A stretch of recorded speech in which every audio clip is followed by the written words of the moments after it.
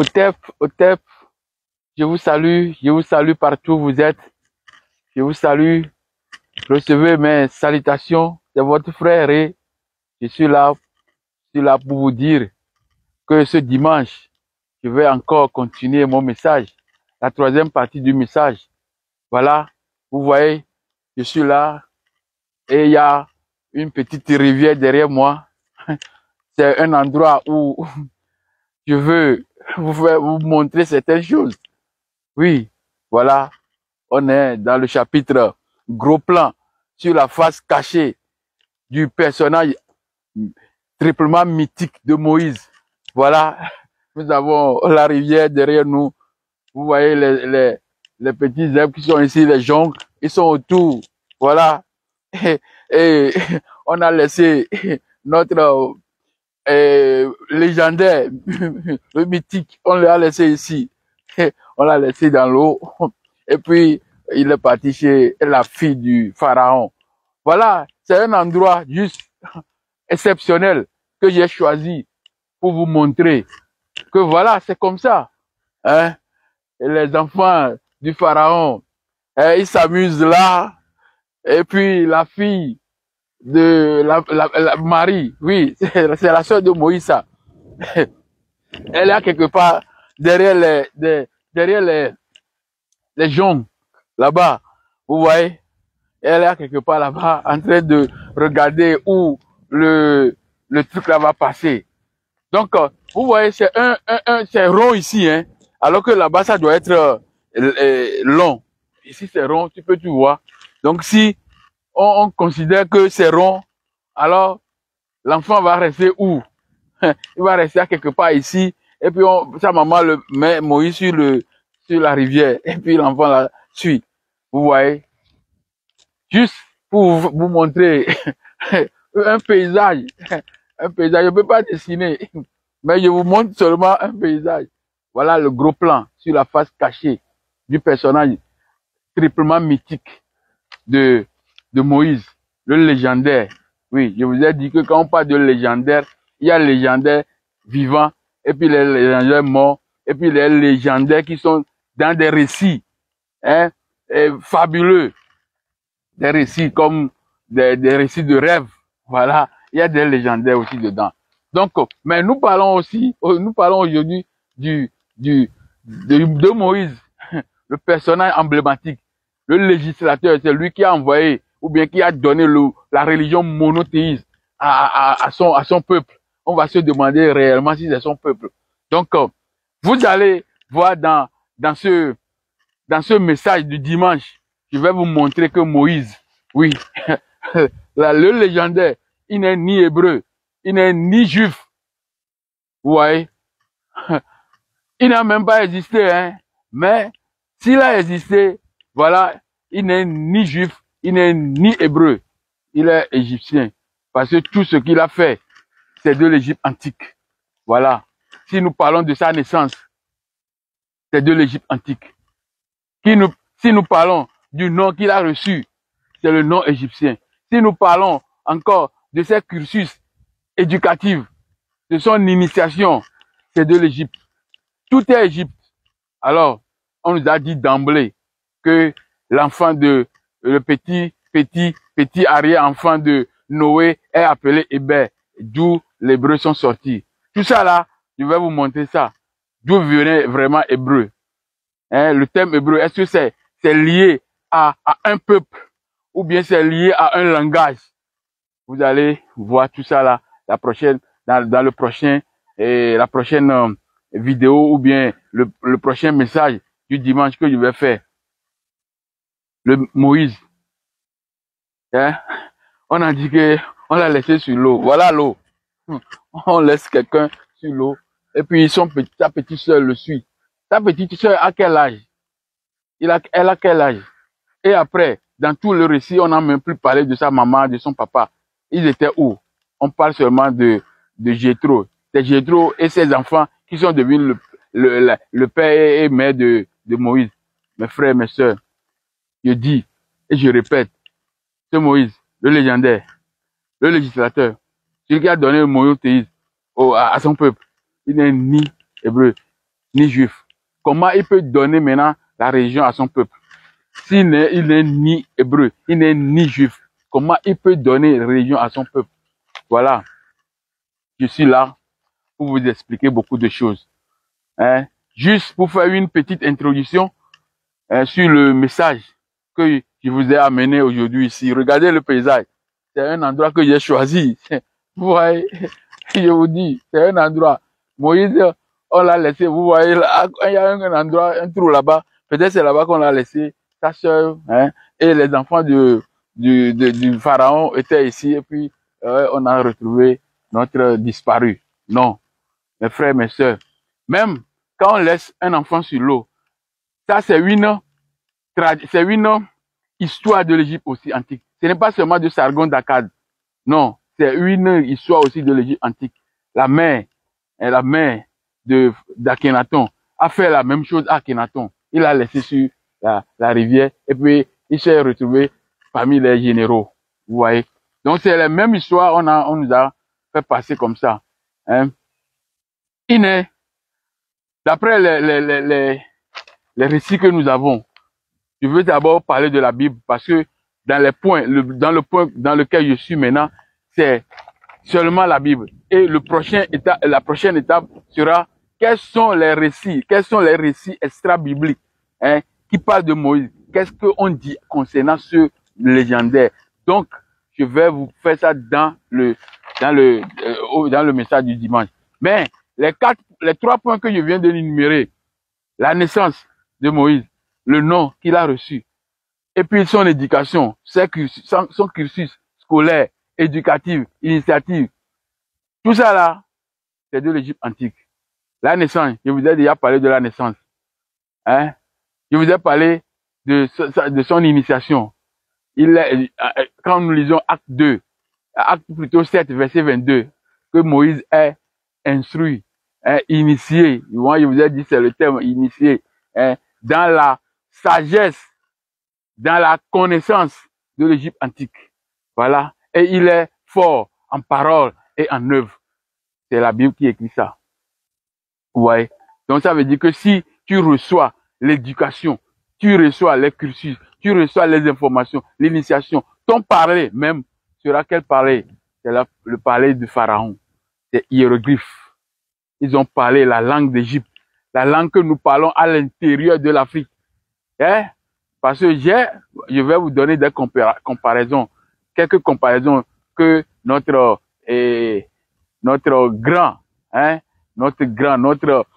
grand chercheur, Cheikh Anta Diop, ce qu'il a écrit dans l'ancienne écriture, la comparaison linguistique. Vous allez voir que la langue là qu'on parle, c'est la langue africaine. Hein, c'est une source africaine. Hein. Donc, Moïse a été instruit dans la sagesse, dans toute la connaissance de l'Égypte antique. Donc, il ne peut que parler la langue de l'Égypte antique. Il ne peut jamais parler hébreu. Vous voyez? Donc, on nous a dit que c'est un hébreu. Moi, je vous dis que dans les récits, il n'est ni juif. Il n'est ni hébreu. Je vous dis, pourquoi il va être juif? D'abord, est-ce que Abraham est juif? Vous devez vous poser cette question. Est-ce que Abraham est juif? Abraham n'est pas juif. Est-ce que Isaac, il est juif? Non, il n'est pas juif.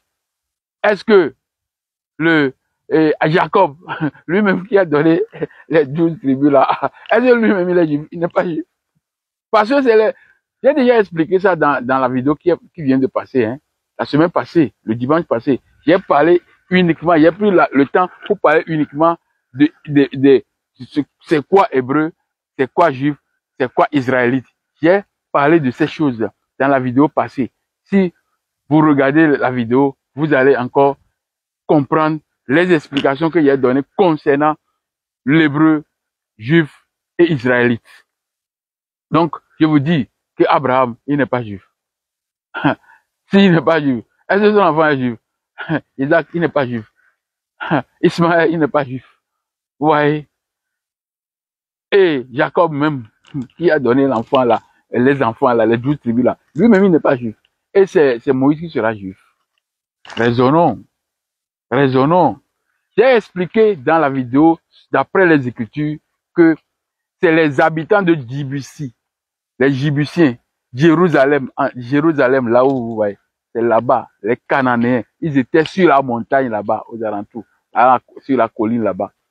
C'est eux qu'on a chassés, tués.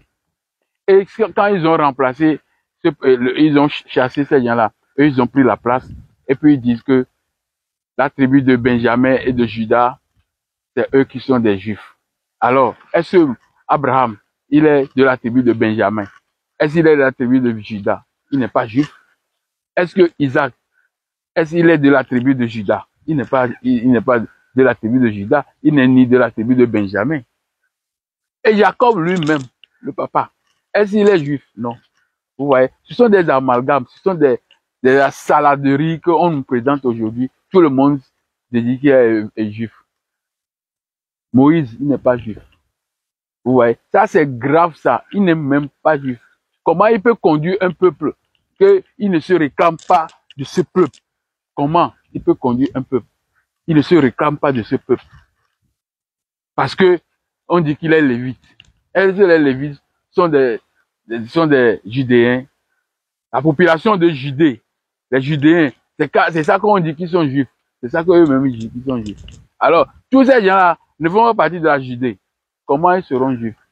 Vous voyez, Moïse même, il est mort en chemin. Moïse là, qui est le législateur, qui a donné tout. Lui-même, il est mort, il n'est pas même arrivé. Selon leur dit, il n'est pas arrivé. Donc, il n'est même pas juif aussi. Vous voyez, il y a beaucoup de choses que je vais vous faire lire. Je vais vous faire écouter plutôt. Vous allez écouter ça. Vous allez lire ça. Vous allez savoir qu'il n'est même pas juif. Sinon, s'il est juif, quand il est sorti, il est arrivé où? À quelque part, dans la Sinaï. Et puis, Jéthro est venu. C'est Jéthro qui a fait le premier sacrifice devant leur Dieu. Yahvé. Est-ce que c'est normal? Alors qu'au même moment, quand les enfants de Aaron, oui, en anglais c'est Aaron. Quand les enfants de Aaron ont amené le feu devant, on a dit qu'ils sont morts parce que Dieu ne veut pas qu'on amène le feu étranger.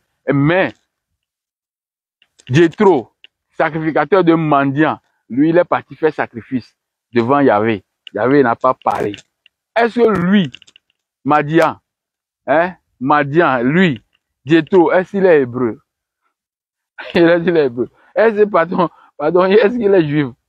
Parce que pour hébreu, on peut toujours tourner un peu. Parce que tout le monde peut dire qu'ils sont hébreux. Même tous les arabes peuvent dire eux aussi sont hébreux. Mais ils ne se réclament pas hébreux. Ils se disent qu'ils sont sémites. Vous voyez, c'est la politique bizarre. Ils sont hébreux, d'après ce qu'on a écrit. Mais ils ne se disent pas qu'ils sont hébreux. Ils disent qu'ils sont des sémites. Ils remontent maintenant au grand-papa. Vous voyez, tout ça là, on va botter tout ça là avec le temps. La vérité va botter tout ça là en touche. Et la lumière, vous voyez, l'or, quand on regarde le soleil, il est entouré d'or. C'est ça, la puissance. C'est ça, la vie. C'est cet or qui nous donne vraiment de la puissance. Vous voyez, et nous sommes les enfants du soleil. Nous sommes les enfants du soleil. Et nous sommes aussi les enfants de mailles, les eaux. J'ai déjà montré tout ça dans mes vidéos. Nous sommes les enfants des eaux. Nous sommes les enfants. Aucune divinité ne peut se réclamer qu'il est le détenteur de l'homme. Non. L'homme est composé de 4 éléments. Tous ces éléments sont dans l'homme. Le ciel. Il y a la terre plutôt. La terre, l'air, le feu et l'eau. Tout ça là constitue l'homme. Donc, aucun de ces éléments ne peut se réclamer qu'il est le détenteur. Non. C'est pourquoi Dieu a mis beaucoup, un peu, pour que quelqu'un, ne se réclame pas qu'il est le créateur de ça. Non. C'est le Dieu unique. C'est le Dieu unique. Donc, quand on parle d'Hébreu, on nous a dit que c'est Hébert, les enfants d'Hébert, c'est lui qui est un père hébreu, c'est pourquoi Abraham est hébreu. Bon, Abraham serait hébreu. Et s'il est hébreu, Ismaël aussi hébreu. Et tous ses descendants qui sont là seront hébreux. Mais devant le Dieu là, qu'on doit faire sacrifice devant ce Dieu, c'est mendiant qui est venu faire le sacrifice. Est-ce que lui, il est israélite? Il est israélite pour venir faire un sacrifice devant ce Dieu-là. Vous voyez? Donc, on doit aller dans des choses. Ce n'est pas affaire de la foi. C'est affaire de la connaissance. Une haute connaissance. Un discernement dont vous parlez. Vous avez toujours l'habitude de parler de discernement, discernement, discernement. Vous ne comprenez rien de discernement. Parce que quand il y a la vérité même devant vous, vous n'arrivez pas à discerner ça. Et à vous crier discernement. Parce que pourquoi? La religion a purgé le système de réflexion. Et le ménage, tout ça là sont partis, effacés. Oui, parce que Dieu même a dit dans Deutéronome 28, verset 28, que je vous frapperai. C'est pas le Dieu éternel, hein. C'est le Dieu, le créateur même. Parce que je vous ai déjà fait une étude pour dire que comment le Dieu de Sem est devenu le créateur du ciel et de la terre. Parce que c'est le Dieu de Sem, c'est le Dieu d'Israël, c'est le Dieu d'Abraham, c'est le Dieu de Jacob, c'est le Dieu d'Isaac. C'est un Dieu spécifique. Ce n'est pas Dieu de nous qui sont à l'intérieur de l'Afrique, non. Il y a encore le temps pour vous faire une étude sur le Dieu invoqué à l'intérieur de l'Afrique profonde et des autres continents même, n'est pas le Dieu de la Bible. Je vais faire une étude sur ça. Le Dieu invoqué à l'intérieur de l'Afrique et à l'intérieur des autres régions qui ont peuplé la surface de la terre n'est pas le Dieu de la Bible. Ça, faut garder ce titre-là. Je viendrai là pour ouvrir, réouvrir, ouvrir. Vous allez comprendre. Oui, parce que c'est la suite de comment le Dieu de Sem, Dieu d'une petite tribu, est devenu le créateur. Comment un Dieu d'une petite tribu va devenir le Dieu créateur. Allez regarder la vidéo là et lisez aussi la vidéo, ou bien regardez aussi la vidéo de notre professeur Thomas Romain. Il fallait regarder, tapez seulement Thomas Romain. Vous allez regarder cette vidéo. Tapez seulement Thomas Romain concernant le système-ci. Comment le Dieu de la petite tribu là, est devenu le créateur. Créateur de tout, hein. Une petite tribu là, une tribu qui est comme une trace sur la surface de la terre. Il est devenu le créateur du ciel et de la terre. Comment? Qu'est-ce qui est arrivé? Je vous ai déjà parlé de tout ça. Donc, ce dimanche, nous allons nous retrouver encore pour finaliser, pas finaliser, parce qu'il y a encore la vidéo, il y a encore un prochain avant que ça finisse. Donc, la vidéo est étalée sur quatre séquences, c'est-à-dire premier, 2, 3, 4. Donc, c'est la troisième que je vais faire ce dimanche. Ça concerne seulement, est-ce que Moïse est-il égyptien? Est-il hébreu? Est-il juif? Est-il israélite? Ou bien c'est un concept ou une construction, un puzzle. J'ai déjà donné des exemples de puzzle depuis puzzle. Quand on fait un dessin, et puis on coupe un peu, on demande aux enfants, il faut reconnecter tous ces coins-là pour faire l'image là. Donc la construction. Vous voyez? Donc sans les traditions égyptiennes, sans les grands fonctionnaires, les grands prêtres, leur vie, la Bible ne peut pas exister. Parce que tout ça là, c'est notre tradition, c'est nos us et coutumes. Si on dit qu'ils sont venus, Dieu a dit, tuez tous ces Cananéens, parce qu'ils sont en abomination. Vous tuez les gens, et dans vos temples, on retrouve les mêmes structures de divinité. Qu'est-ce que vous avez fait? C'est pourquoi j'ai fait la vidéo, Sem, la main, Sem, l'ombre et le bras virtuelle des japhétistes. Parce que quand nous regardons, quand on parle de Sem, Sem est normalement noir aussi. Mais quand on voit tous les endroits occupés là-bas, on voit qu'il y a seulement les enfants de Japheth. Vous voyez, qu'est-ce qui est arrivé? Ça, c'est l'épuration. On a tué, effacé, et puis ils ont pris la place. Ils ont pris la place depuis la mer Noire, Égée, autour de Égée, là où on fait la guerre aujourd'hui. Depuis là, ils ont occupé jusqu'à ils sont rentrés en Afrique noire. Vous voyez? Donc tout ça là, vous devez comprendre cette histoire.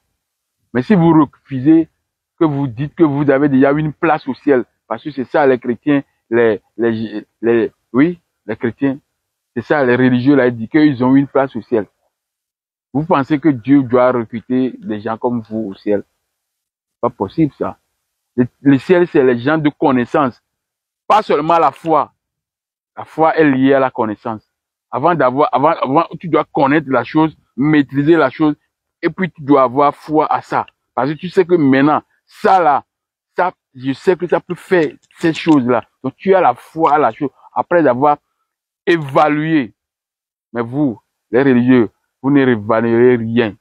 Vous êtes là à dire des choses. Quand on vous pose une question, vous êtes incapable de répondre aux questions. Parce que pourquoi? Vous pensez que c'est Dieu, Jésus, tout ça là qui vont répondre à votre place. Et vous faites la main comme ça. Ah, c'est Dieu. Ça, c'est pas normal. Deutéronome 28, verset 28. Allez lire ça. L'Éternel dit que je vous frapperai de délire, d'aveuglement. Et je vous frapperai de quoi encore? Le dernier passage, c'est 3. Il y a le délire d'aveuglement et d'égarement d'esprit. Voilà, c'est le grand thème là, égarement d'esprit. Donc les gens qui sont égarés spirituellement, c'est eux qui n'arrivent pas à maîtriser les choses de Dieu. Ils disent qu'ils partent vers Dieu, mais ils ne connaissent pas Dieu. Vous allez où? Les gens qui vous dirigent, eux, ils n'iront pas là-bas. Vous pensez aller. C'est comment? Celui qui te conduit, il sait que lui-même, il ne part pas là-bas. Toi, tu es derrière lui, c'est toi qui vas rentrer. Vous là, vous là, vous là. Après, vous dites que les gens sont fous. Ils n'ont pas la foi. Ils ne croient pas. Ils sont Satan. Tout ça là. C'est vous. C'est vous. Vous qui n'arrivez plus à raisonner. Parce que j'ai déjà fait une étude qui a pour titre Concile de Nicée, l'aréopage où les dogmes ont intronisé le mensonge, vérité et roi. J'ai fait ça parce que le mensonge, les dogmes ont érigé le mensonge, roi et vérité. Donc, quand on met à la place de vérité, on met le mensonge, donc c'est fini, tu es perdu. Donc, vous qui êtes conduit par ces aveugles-là, vous irez directement dans l'égarement. Non pas seulement spirituel, égarement de tout ce qui constitue l'homme, les 9 éléments qui constituent l'homme, partis comme ça en fumée.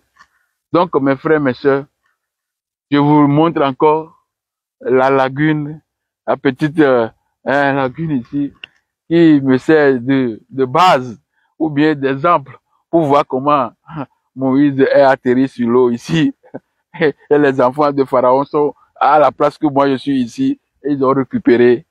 Et puis ils commencent par discuter avec l'esclave, parce qu'ils disent que les Hébreux sont des esclaves.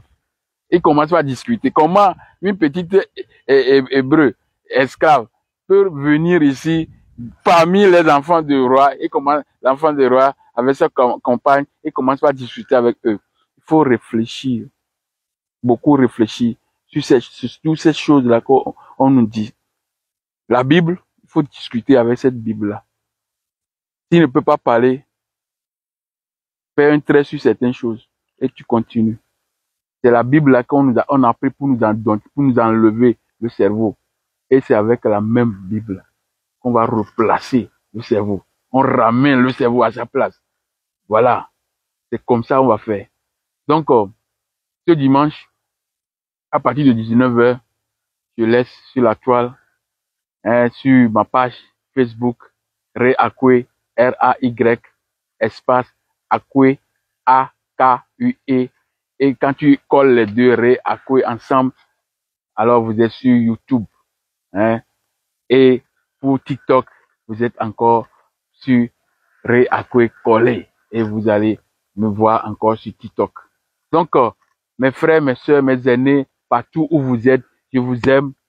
Hein, je vous aime. Je laisse hein, mes infos, mes paroles. Je laisse mes paroles qui viennent tout droit du cœur. Je vous laisse ça. Et c'est à vous de s'accaparer de ça. Et ça va vous donner l'intelligence. Ça va vous donner la sagesse. Ça va vous donner la lumière. Car la lumière est là. Quel que soit le temps que ça va durer, la ténèbre, la lumière est là. Parce que les ténèbres ont besoin de la lumière pour que les deux ensemble fassent le trajet vers le très haut. Le très haut, ouais. Amora, Imanara, le Dieu soleil. Voilà. Je vous retrouve ce dimanche à partir de 19h. Bye bye.